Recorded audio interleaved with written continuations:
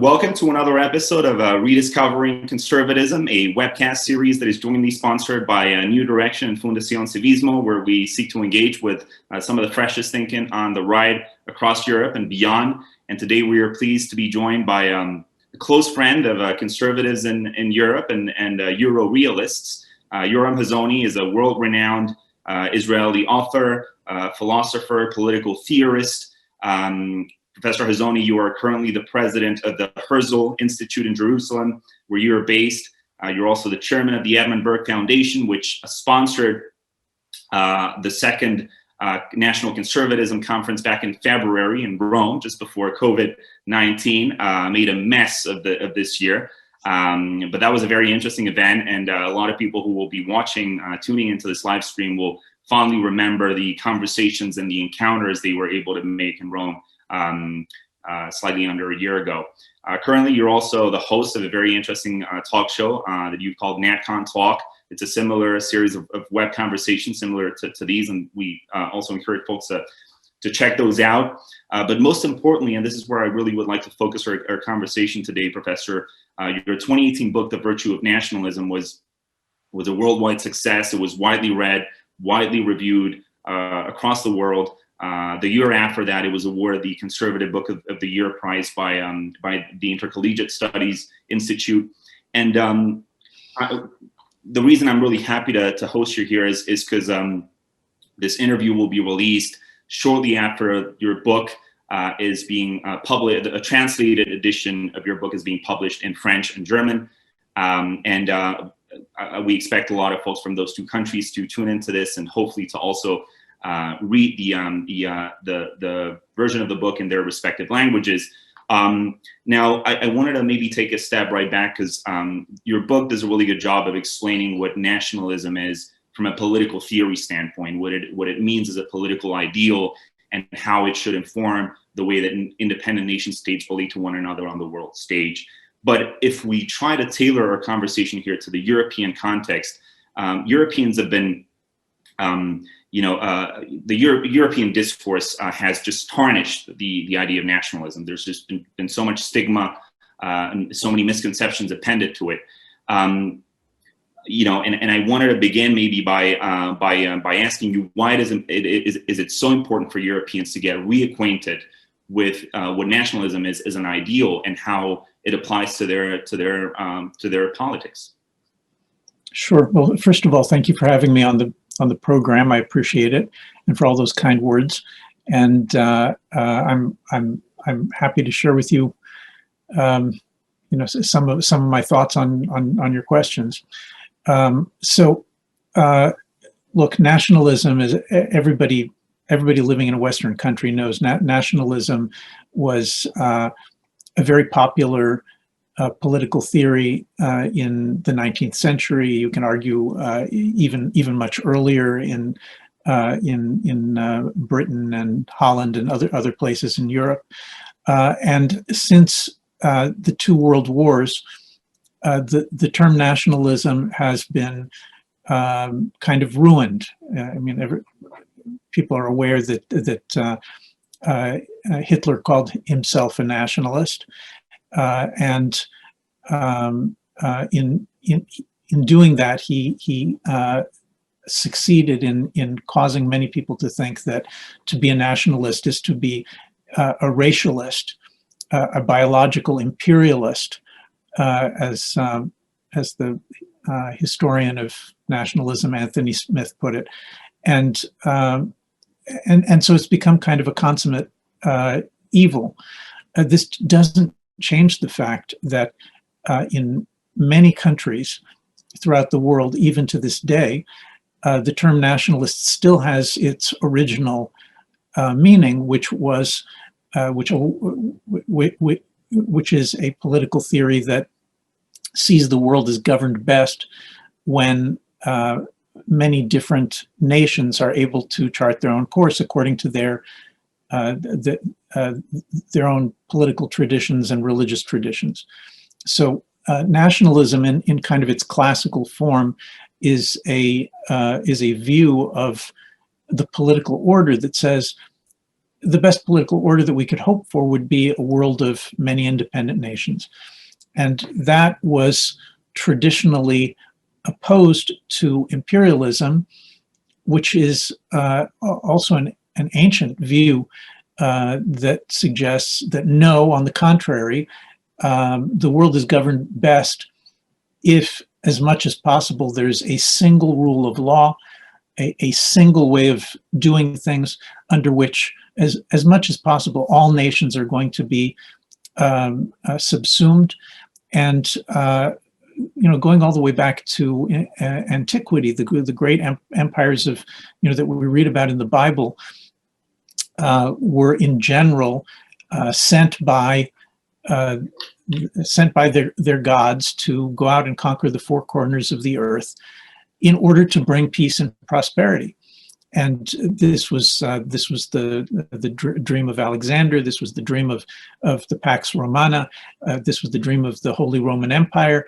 And today, it's also the dream of the European Union and many others of a rules-based international order or a liberal international order. The problem with this point of view is not that it's absolutely false and has nothing to recommend it. I think that definitely there are arguments to recommend imperialism rather than an order of independent nations. But the problem is that in the atmosphere after the two world wars, it's become very difficult to have a serious discussion on the subject because there's kind of an overwhelming critique of the independent nation state, both from Marxists and from liberals. And a great many people, including even scholars, are no longer aware that of this extremely important history of political ideas which were anti-imperial and saw the independent nation as the key to a better world. I should jump to add quickly, as I write in my book, that I'm not a utopian, and I don't believe that there is a kind of an overall solution to the world's problems. I don't believe that a world of independent nations will solve all our problems, and I don't believe that an imperial order will solve all of our problems. But rather, it's important to be able to compare these political theories. My claim is that an order of independent nations is the better alternative because it allows for greater freedom, competition among different kinds of systems. I think that empirically, most of the advances in government, in science, in the arts over the last few hundred years have taken place as a result of a competition among independent nations, and that the alternative, which is to create some kind of imperial or transnational body or set of bodies, is a road that will necessarily lead to oppression. Sure, and this is, Professor, this is incredibly, this will be incredibly useful to our audience to just ground them in sort of the larger history and the larger theory of where nationalism comes from. And as we were discussing there just a second ago, it's a really hard conversation to have, especially in Europe, for the reasons you mentioned. For essentially the reason, as you described, that after World War II, there seemed to be an effort to confound what had been the calamities and the horrors of that specific moment in time in European history with nationalism, when in fact it was quite the opposite, as you describe in the book. Hitler was an imperialist. He had no respect for the sovereignty of nation states around him, and it seems to me, and this is where I want to begin my next question. It seems to me like on the pretense of shedding away that sort of that unsavory legacy, the European Union, or rather the current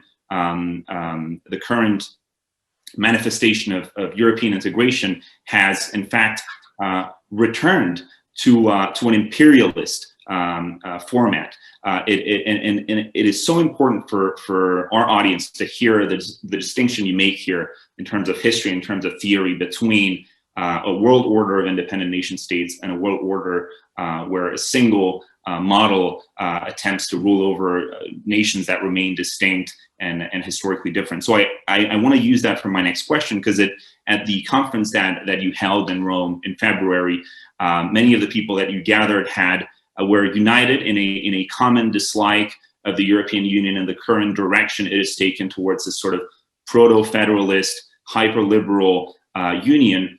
But they may not see eye to eye on how to counter it and what role to play within that structure. And you had different people from different persuasions, people from different parties attending your conference. So I wonder if you can maybe speak to how you see those differences playing out, what your message is to European conservatives who are now stuck against this project that is running out of kilter, that is essentially borrowing so much of that imperialism. What would you tell them, and how would you help them understand the challenge? Well, let me just insert an advertisement.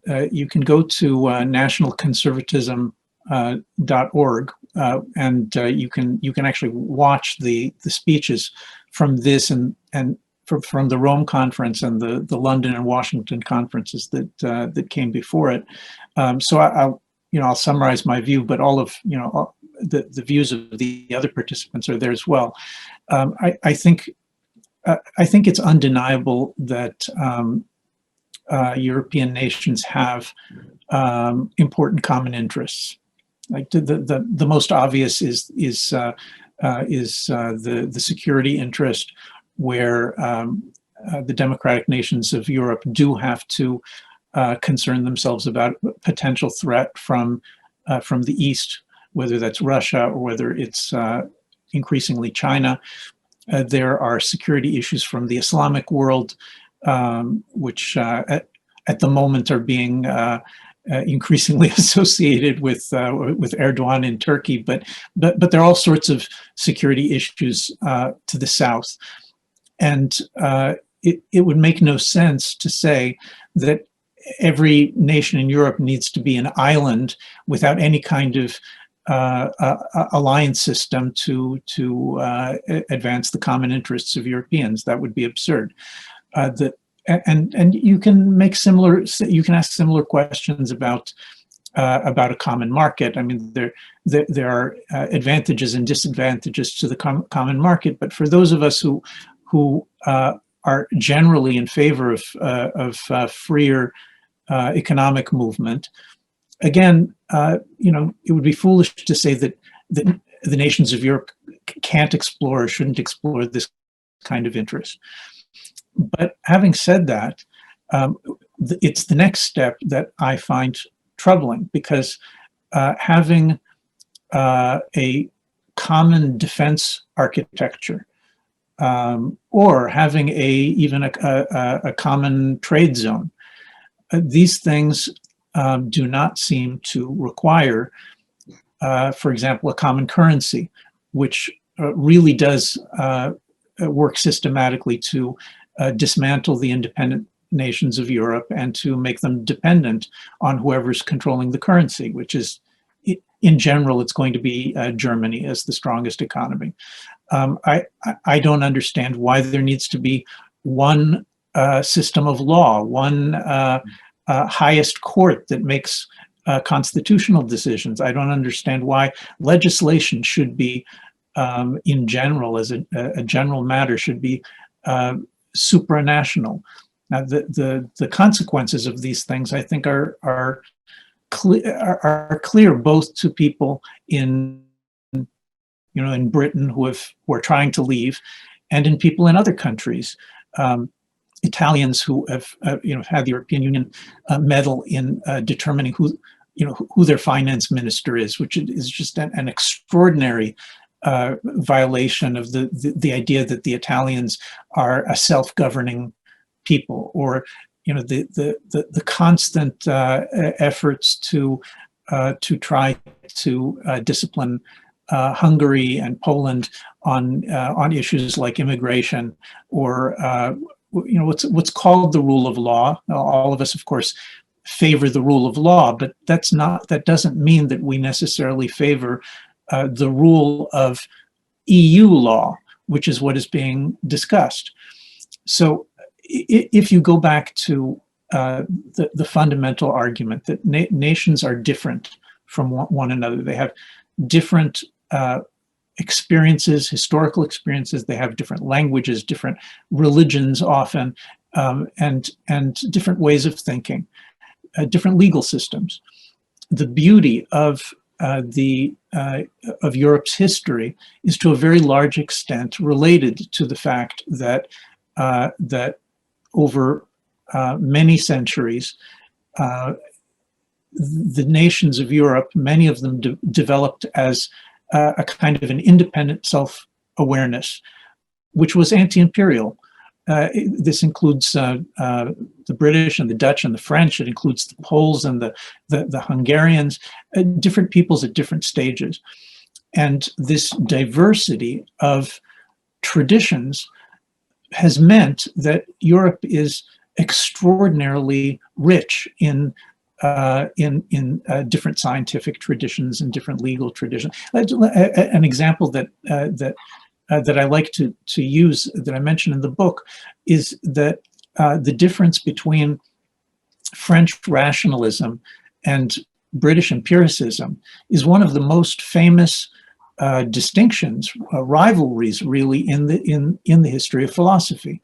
And if you study Newton's science, you'll find that Isaac Newton was motivated to an extraordinary degree by his aversion to Descartes and Cartesian science.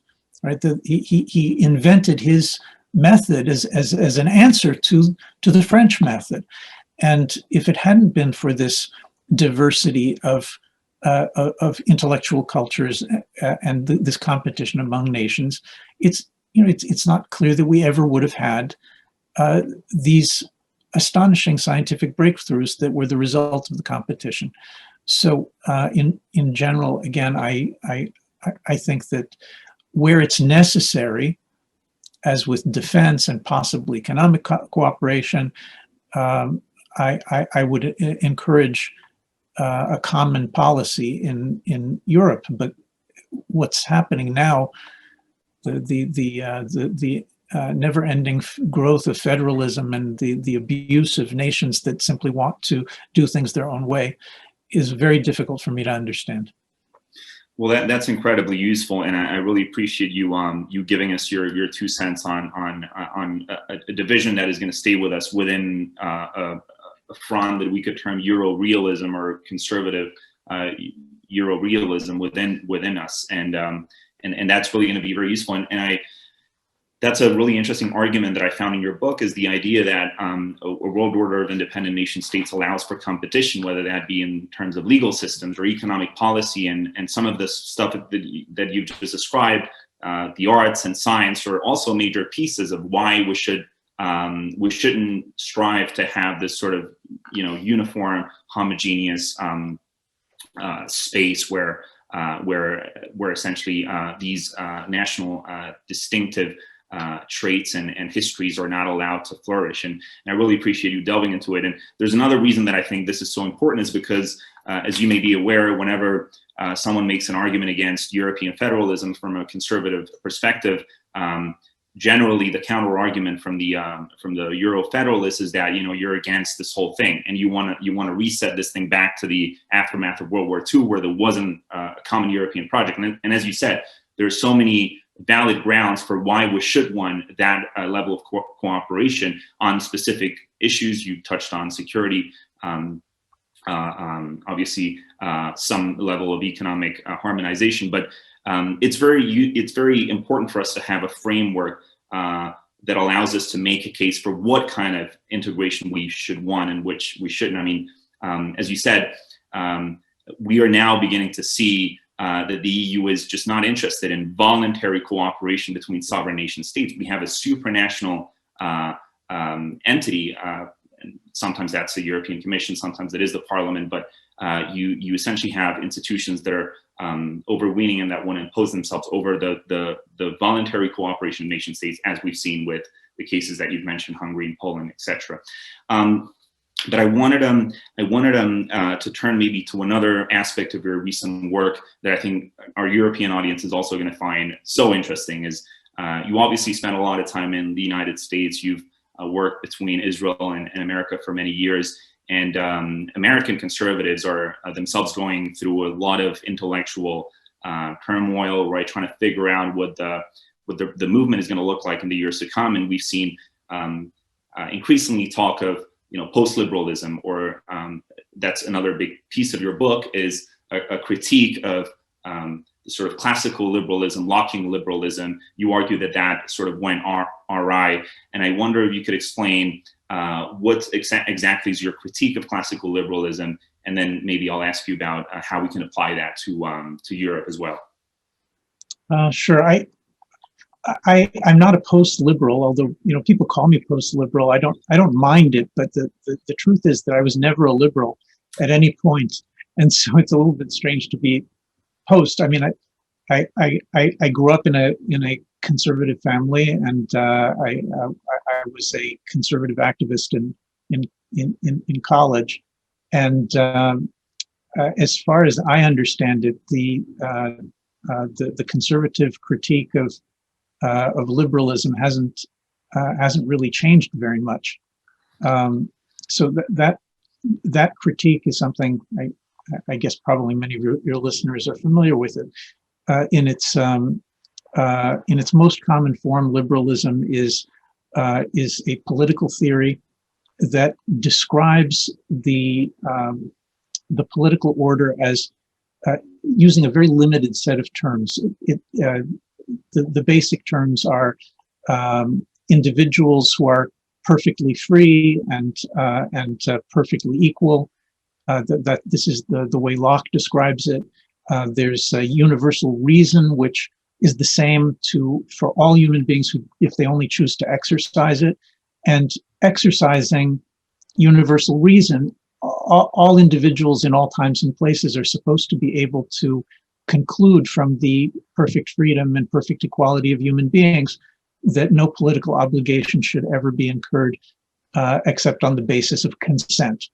Okay, so those are kind of the axioms of the Enlightenment liberal system. There have been later liberal versions of liberalism that attempted to fix them up a bit. John Stuart Mill or Hayek have a more empirical liberalism, but overwhelmingly, when we talk about liberalism, we're talking about those axioms and that descend from Locke and Kant and Spinoza and Rousseau's on the social contract, and they continue to dominate intellectual life in Western countries to this day. Now, what's the problem with them? The problem with these axioms is that they are too simple, and they're not realistic in the sense that they leave out key parts of not just what it means to be human, but what it means to be politically human. The description of political life that comes from Enlightenment liberalism is missing crucial pieces that you need in order to have any intelligent conversation about political life. So if you ask, why is it that Marxism is so attractive despite the incredible destruction that it keeps wreaking on so many nations? The attraction of Marxism, when you're a student and you're studying Marxism, is that the instructors will say, look at how stupid liberalism is. They don't even recognize that human beings form cohesive groups, and that politics is always about cohesive groups, right? And in other words, a Marxist critique of liberalism says, look, everywhere you look, there's hierarchy.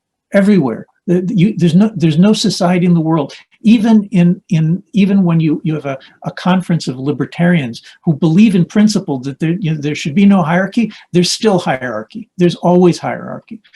So this is an empirical fact that there are hierarchies, that these hierarchies compete with one another for power and prestige, that when they feel threatened, they can resort to violence. That politics is about, among other things, trying to find ways of avoiding that violence between competing hierarchies. These are fundamentals of political life. If you study anthropology or sociology, that's obvious. Everybody agrees.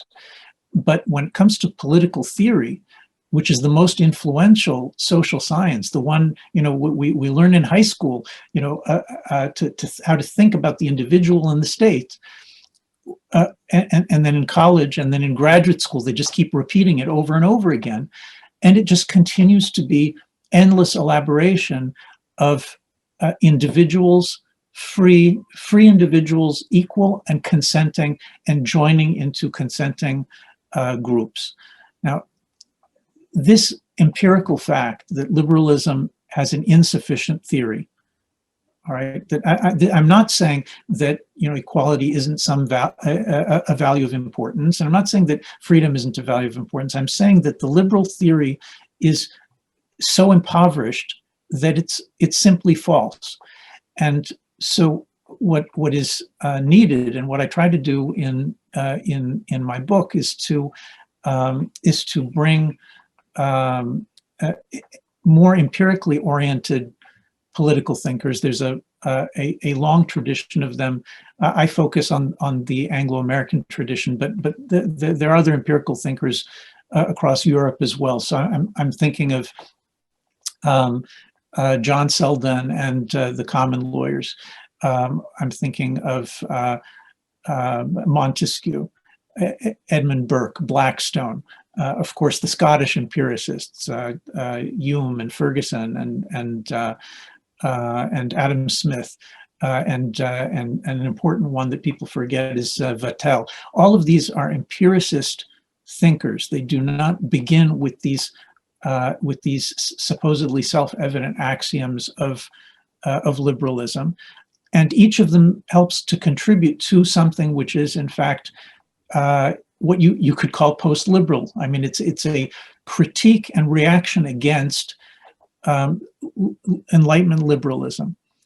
And if you try to build a political theory out of the writings of those thinkers, and out of the historical experience of, let's say, the Westphalia treaties, which they're not themselves a work of political theory, but historically, the Westphalia treaties are the culmination of 150 years of attempts to determine in practice how you can have a diversity of political structures, a diversity of religions within Europe, and still be able to maintain the peace. That empirical experience informs empiricist political theory, almost all of which is post-liberal, as you call it. It's conservative. Because, why is it conservative? Because it asks questions such as, what in reality is it that binds people into resilient families, tribes, and nations? It isn't consent. I mean, of course, some people choose to go and live in another nation and adopt it, but the actual real entity that is a family or a nation, right? Families can also adopt individuals from outside, just like nations can. But the fundamental entity that is a family or a tribe or a nation is held together by a deep mutual loyalty of the families and tribes within the nation. And the role of the political actor, the statesman, looking internally at the diversity of tribes and religions and streams within his nation or her nation, the role of the statesman is to take the existing balance, to identify those areas in which there has been too much injustice and it begins to threaten the system, and to make repairs in such a way that the overall structure can continue for another century, for a couple more centuries until the next crisis. So this conservative political theory, it's a reply to Marxism as well as liberalism, because it says the Marxists are correct that society does not consist of individual atoms. Society consists of groups, of loyalty groups, of religious and family and linguistic and other groups which are loyal to one another. And the conservative is looking to see how can we repair what we've inherited to prevent it from exploding into civil war and after Civil War invasion from all sides. Yeah, this is really fascinating, Professor, and I'm so glad we were able to smoothly transition from our initial discussion of nationalism as an idea into liberalism, and where theoretically we can find flaws in it. I mean, you do a very good job yourself of blending those two in the book, and the reason I was also very interested in having your thoughts on this is obviously this is a pressing issue at the moment among American conservatives for reasons that have to do with their constitution that has clear roots in the sort of thinking you've described, John Locke's thinking, etc. And it's so important to kind of poke holes in this ideal vision of self-interested individuals coming together in a sort of a contractual manner, where the state is merely a way where each gets to kind of make hay out of the mutual agreement. And there's always a self-interested case. And in the book, in a big part of your book, you really take issue with this, and you explain that there's so much non-rational reasons for why we are bound in communities and families and tribes, and it's so important to go back to basics and explore those things. But if we can maybe now try to apply those things to Europe. I mean, as you've explained, maybe post-liberal is a label that doesn't fit to your own thinking, perhaps, but we've seen the label being thrown around in America a lot. And in some corners of Europe, what you've seen is, I wanted to get your thoughts on for instance, the expression of a liberal democracy, or this idea that the European Union, for instance, has sought to. There's for instance, a former Hungarian MEP, Jorge González-Gallarza, who speaks of liberalism having co-opted democracy in Europe, right? Of the EU being a liberal co-optation of democracy. And you have political movements, persuasions in Central Europe now. They're all about saying, listen, we are Democrats, but we're not liberal Democrats. And I wonder if, so first of all, do you see the same conflict between, with liberalism in Europe? We had a Prime Minister, Orban, a few years ago speak of illiberal democracy. And that was, the media made a whole deal about that. So do you see these same intellectual kind of arguments playing out in Europe, and how would you advise people to think about them? Well, first of all, I would advise people to not focus too much on the word illiberal. I mean, you know, the word illiberal, unfortunately, has a couple of hundred years of meaning, at least in the English language. I don't know about other languages. And the word simply means miserly or stingy, because 200 years ago, the word, 250 years ago, the word liberal meant generous. So when you spoke of liberal government, when you read the British or the Americans writing about liberal government, they don't mean Lockean government. That's not what the word means. What they mean is a mild government, a government that is generous in how much freedom that it gives people. And the opposite of liberal in that sense is illiberal, which would mean stingy. So I advise people not to use that term. I've told my Hungarian friends that, but I don't think the word is what's important. I think what's important is to focus on the ideas, and the division, as I would describe it, is an argument between liberal democracy and conservative democracy. And people can find online, can find my essay on conservative democracy or my essay in American Affairs on what is conservatism. The central distinction between liberalism and conservatism in the English tradition, which is where it develops first, and then it spreads outward to many other countries, to the whole world, in fact.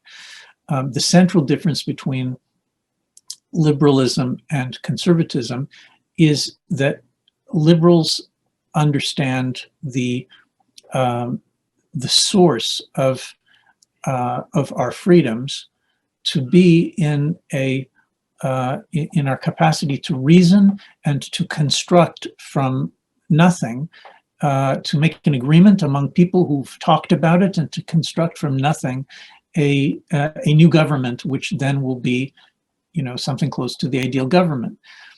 Conservatives don't believe that any of that is possible. The conservative view is that if you take all of the liberties and that are most cherished by liberals, and you trace where they come from, and you'll find that where they come from is through the historical development over 400, 600, 800 years in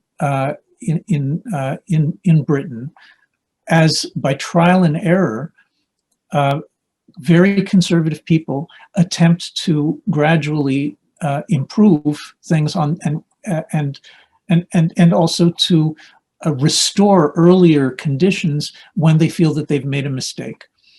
And almost all the rights that we know, certainly the whole idea of the separation of powers, the idea that property is the bulwark of freedom, of individual liberty, the rule of law in its actual meaning, all of these things are in the English tradition develop over many centuries. And by the way, they also developed in a completely integrated fashion with the reading of the Bible that is originally Catholic. Later it becomes Anglican, but at all points there is a dialogue between the English people's reading of the Bible and the way that they developed their traditional law, which is the fountainhead for all of these rights that liberals and conservatives believe in, but liberals simply want to do without English nationalism, the English drive for independence from Europe. They want to do without English Christianity and English Old Testament reading. They want to do without those things and say that everything that was derived through the hard work of all these centuries of tradition, actually it just sprang fully formed from the minds of some philosophers in the in the 1700s, and so that's all we need to do. A conservative democracy is different from a liberal democracy in that conservatives are aware of the fact that there can be no freedom and there can be no rights without a very, very powerful underlying tradition, religious tradition, nationalist tradition, which holds the country together and provides the space in which freedoms can develop. It's the space in which democracy can develop, because it's based on a nation that has a strong degree of internal loyalty and that makes changes in its traditions when there's a feeling that that loyalty is breaking down and it needs to be repaired in some way. This means that naturally conservatives will be suspicious of liberal plans to remove religion from the public sphere. They'll be suspicious of liberal plans to remove the borders that allow nations to be free and to conduct their historical experiments. And more generally, the conservatives are simply more empiricist than the liberals are, meaning that in a conservative democracy, you are likely to find a prime minister who's elected who says, well, you know, in our country, we do it this way. But in other countries, they do it other ways. And it's not our place to dictate to the world how to do things, even though we think we do it best, because we might be wrong. And we know that in history, many times nations are wrong. So we're going to do our experiments and you do your experiments, and we grant legitimacy to your experiments. And, you know, as long as they're not, you know, insane, as long as you're not building a world empire to, you know, to destroy everyone who's biologically different from you. But, you know, within some kind of common sense, we recognize that other nations do things differently. And if you succeed with your experiment, then we will praise you for it. Then we might even imitate you. That kind of empiricism, even skepticism, is crucial in maintaining decent relations among nations. Because when you have a liberal democracy instead of a conservative democracy, and the country is headed by people who believe that their brain has captured the universal truth that's true for all nations, then they start doing all sorts of crazy things. They invade Iraq and Afghanistan and start dictating to the Afghanis what kind of government that they should have and what kind of schools they should have for their children. I mean, it's really crazy. We're talking about people who know nothing about Afghanistan, yet they're certain that they know how to rule Afghanistan. And this is, it's a disaster waiting to happen in one country after another. You mentioned what's taking place in America right now. In America right now, what's happening is that there's as in many places in Europe, America has a profound conflict between liberal internationalists on the one hand and conservative nationalists on the other. And the conservative nationalists want America to take care of its own problems. Doesn't mean that it will ignore the world, but it will stop believing, according to the nationalists, that it knows what's best for every country on earth. And so, you know, if they're doing the wrong thing, then we should just go out and conquer them. Whereas liberal internationalists say, no, how evil of you. The best hope for the world is that we Americans, who are so smart and know how to run our country so very well, should spread that to the rest of the world and make sure that everyone has the same rules. And the same attitude you see in Brussels, and you see it in all sorts of important leaders in Europe, such as the Chancellor Merkel, up until recently, the French president, although he seems to be, I don't know, he's young, maybe he's learning as he gathers experience. But until recently, Macron and Merkel were as crazy as these Americans in saying, we have the liberal truth and it should rule everything. And I'm so glad you've helped us, Professor, unpack the political theory behind these important notions of liberalism, nationalism, all the way down to the concepts that you've just described in terms of empiricism, rationalism, etc. And I'm really glad towards the concluding remarks you made there that you seem to have come back full circle towards the discussion of what nationalism really entails, which in Europe is too often taken to mean as sort of a chauvinistic celebration of national cohesion, which we embrace as well as the basis of our political experiment.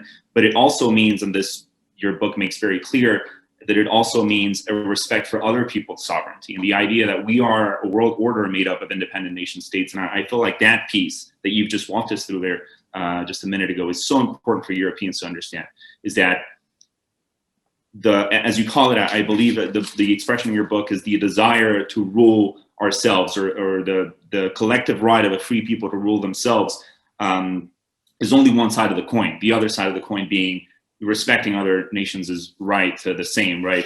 And I'm so glad we were able to pack all of that into one conversation. You've been very gracious with your time. There's perhaps only one very brief exit question, Professor, that I'd like to ask you, and we'll let you go after this. This is very brief, and it can just be a couple of brief thoughts, as we've agreed to let the gridlock and mess of Israeli politics on the margins for this conversation. But there's so much talk recently of the breakthrough in Arab-Israeli relations. We've recently seen Prime Minister Netanyahu sign agreements with a range of Arab nations. The latest reporting is that Saudi Prince MBS is now on track to join those other Arab nations in brokering an agreement. So the important thing, I think, is that just like the liberal internationalists in America never believed that this could ever happen, particularly not under a Trump presidency, the European Union was also never too gung-ho about Middle East peace. They never believed it could happen, that you could see these Arab states coming to the table and recognizing Israel. Why is it so important what we're seeing? And is there anything you could, why does it prove liberal internationalists wrong on that respect? Now that they're essentially back in office with President-elect Joe Biden. Well, look, I don't actually know what the Biden administration is going to do, so I don't want to begin by saying that that they're going to screw everything up. Let's give them time and see. Maybe they will have learned some things from the last few years. As you suggest, the important thing when we look at what's happening in the Middle East is to, first of all, to recognize that for 50 or 60 years, all of the smartest diplomats in the West were wrong about what would bring peace to the Middle East.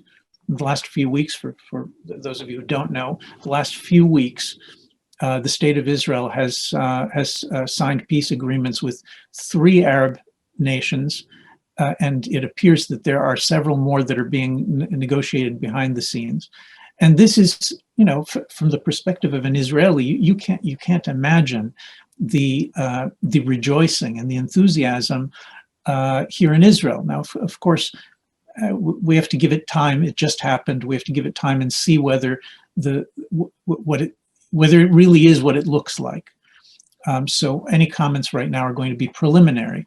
But what it looks like at the moment is the following: Arab countries. There are Arab countries in the Middle East, maybe most of them, that are willing to give up on the dream of a Muslim crusade or an Arab crusade that would bring about the domination of the Arab nation, or in other versions of Islam, and to adopt something that looks much more like the Westphalian peace in Europe, where we don't try to get everyone to agree about everything, because that's not possible. You can't get Jews and Christians and Muslims and Shiites and Sunnis. You can't get them to agree about everything, but you can apparently get them to agree where there are mutual interests among the different countries. And there have been mutual interests for a very long time that should have brought Israel together with certainly the Gulf states. I mean, it's now been 40 years since the Iranian Revolution began to threaten the stability of the Sunni kingdoms in the Persian Gulf. 40 years they've had to think about this. They understand that Shia imperialism is a threat to them, and they also understand that it's a much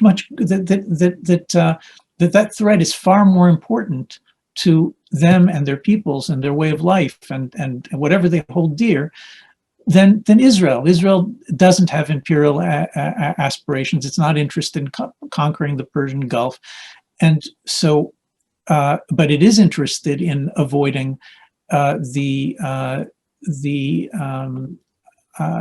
Iranization of the entire region. And that means that there are extremely profound security interests that Israel has in common with Arab countries.